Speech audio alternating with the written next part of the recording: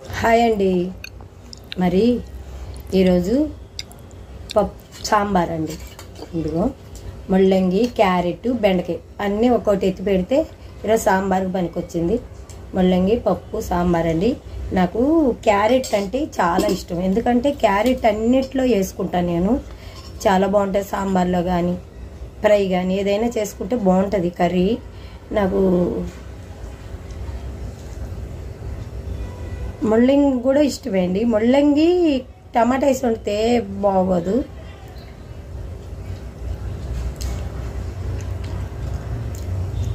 మనం సాంబార్లో వేస్తే ముల్లంగి బాగుంటుంది. ముల్లంగి తింటే కడుపులో పుండు అన్నీ మానిపోతాయండి. మరి కిడ్నీలో రాళ్ళు చేరినా కానీ రాళ్ళు కరిగిపోతాయి. అట్లా క్యారెట్ తింటే రక్తం పడుతుంది, కళ్ళకి మంచిదండి. చాలా బాగుంది.